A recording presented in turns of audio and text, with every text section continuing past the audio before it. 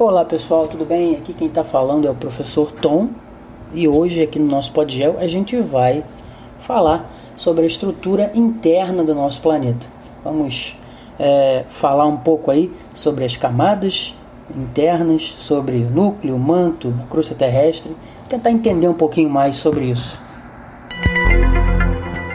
Bem, como a gente sabe, desde a origem do nosso planeta, há mais ou menos 4 bilhões de anos, 4 bilhões e meio de anos, a Terra já sofreu inúmeras mudanças geológicas, e apesar dessa aparente estabilidade, os continentes se mantêm em constante movimento. Algum dia pode ser que eles até se partam mesmo, literalmente, fazendo com que algumas cordilheiras surjam e outras desapareçam. Tudo isso faz parte de um ciclo geológico. Enquanto a maioria dos processos são muito lentos e quase imperceptíveis, outros tantos são abruptos e têm consequências muitas vezes devastadoras. Um bom exemplo disso são os desastres naturais, na forma dos terremotos e das erupções vulcânicas. Esse tipo de desastre, esse tipo de evento, mostra para a gente a magnitude dos processos que ocorrem no interior do planeta. Então, começando a falar efetivamente das camadas, a gente começa com a crosta terrestre. Mas falar de camadas da atmosfera, camadas, como é que a gente pode visualizar essas camadas? Imagina uma cebola. Cebola tem suas camadas. Mal comparando, a gente imagina o planeta Terra. Só que no caso da Terra são basicamente 3 camadas. A crosta, como a gente vai falar agora, depois o manto e depois o núcleo.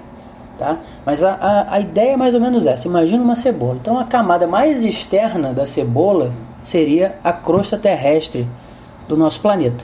E sendo ela a primeira, ela também é a mais fina e a menor entre essas camadas. Ela tem aí uma espessura média entre 5 e 70 quilômetros de profundidade. Ela se divide aí numa faixa continental e numa faixa oceânica, e ela é efetivamente subdividida em crosta inferior e crosta superior. A crosta superior é chamada também de camada sial, S-I-A-L, que quer dizer o seguinte: camada composta basicamente de silício e alumínio. Tá? E a camada inferior, que é a crosta inferior, ela é chamada de camada sima, S-I-M-A, que é a camada de silício e magnésio. A primeira camada ela é composta predominantemente pelas formas de relevo e todas as atividades humanas que são realizadas sobre a superfície do nosso planeta. A segunda camada ela pode ser melhor visualizada em regiões oceânicas, onde a camada sial praticamente não existe ou então é muito fina. A crosta continental ela possui as rochas mais antigas já encontradas, cerca de 4 bilhões de anos. E relativamente jovem crosta oceânica, crosta oceânica, compõe-se de material rochoso e pesado. O manto seria a camada do meio, aí entre as camadas da atmosfera.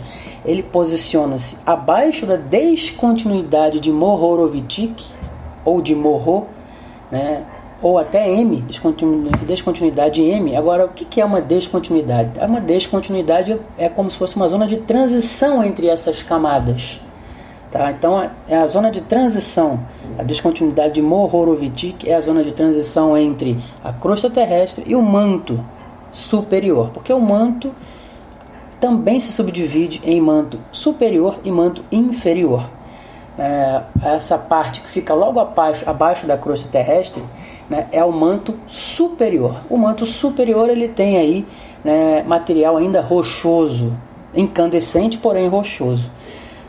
O manto inferior ele é mais quente, com magma pastoso efetivamente, porque no manto é que fica o magma. O magma, para vocês saberem o que é o magma, ele quando sai dos vulcões é chamado de lava vulcânica. Ok? Então essa lava vulcânica que sai dos vulcões é o magma,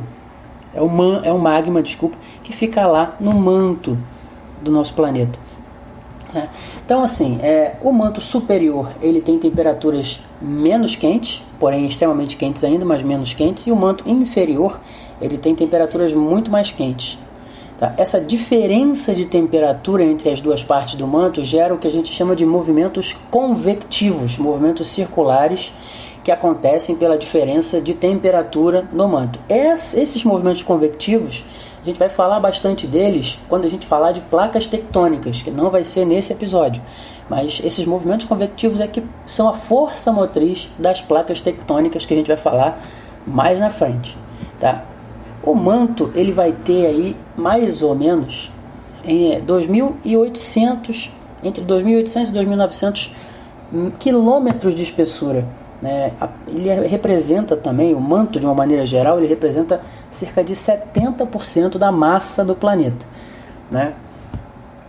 No manto terrestre, né, há alguns pontos mais quentes e outros alguns pontos mais quentes do que outros, né, que são os hotspots que fazem com que a gente tenha esses movimentos convectivos, certo? Quando o nível de pressão é muito alto, a gente vai ter efetivamente a erupção vulcânica. Ele consegue atravessar a crosta terrestre e aí tem a erupção vulcânica. As temperaturas no manto elas vão variar aí de 100 graus até 3.500 graus, né? 100 graus Celsius, ali na interface com a crosta terrestre, na descontinuidade Mohorovičić, e 3.500 graus Celsius, mas lá no final do manto, já na descontinuidade de Gutenberg. Então, é importante vocês atentarem o seguinte: as descontinuidades são essas faixas de transição. A gente vai ter a descontinuidade de Mohorovičić lá em cima não foi bom, mas entre a divisão entre o manto e a crosta terrestre, e a descontinuidade de Gutenberg, que é a zona de transição, né, do final do manto para o início do núcleo do nosso planeta.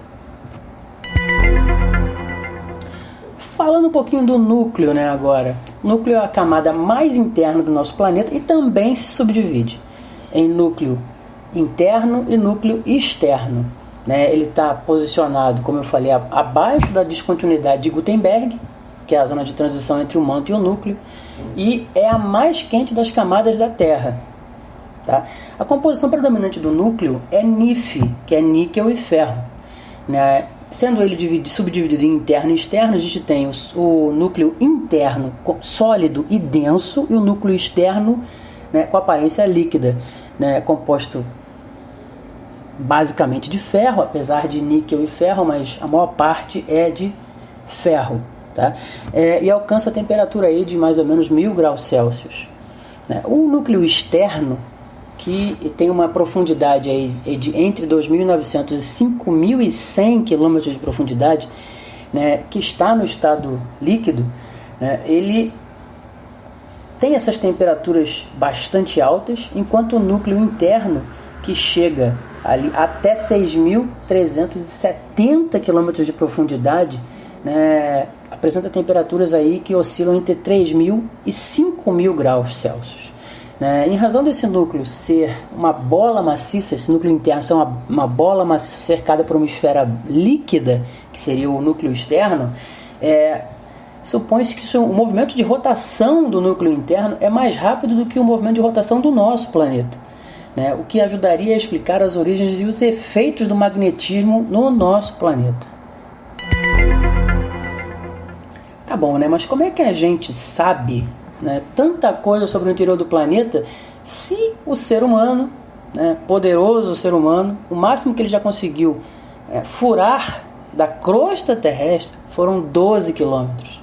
Como é que ele sabe de coisas que acontecem a 3, 4, 5 mil quilômetros de profundidade, né? Claro que o ser humano nunca chegou lá, né?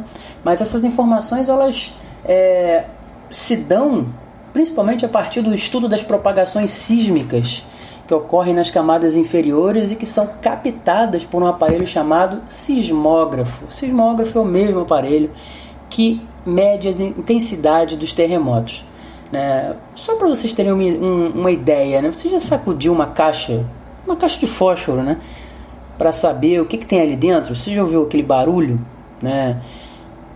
É mais ou menos isso que o sismógrafo, né, capta a intensidade desse barulho, né? Ele aproveita-se principalmente dos terremotos e abalos sísmicos, no caso da Terra, menores, os abalos menores, porque a movimentação sísmica, né, a atividade sísmica ela é constante. Tá? Então, essa variação de atividade sísmica ajuda, né, a fazer com que a gente consiga entender, né, as dinâmicas do interior profundo do nosso planeta. É claro que a precisão do aparelho ela é muito alta, né, e melhora tanto melhor quanto for, né, o avanço tecnológico. Isso faz com que a gente consiga dados cada vez mais precisos sobre como funciona o mundo abaixo dos nossos pés. Então, pessoal, chegamos aí ao final dessa caracterização, dessa breve caracterização, é claro, né, como sempre, né, trabalhando aí de maneira mais geral. Espero que vocês, né, possam aí aproveitar, possam usufruir, possam se localizar aí, conseguir se organizar o pensamento, e a gente continua no próximo episódio, né? Também espero aí que vocês possam mandar aqui para mim sugestões, quem puder, quem quiser, manda sugestão, manda feedback, sempre querendo isso, né? Sempre pedindo isso para que a gente consiga cada vez mais trazer, né, conteúdos de qualidade e que possam efetivamente ajudar vocês. Valeu, pessoal, um abraço a todos e até o próximo episódio.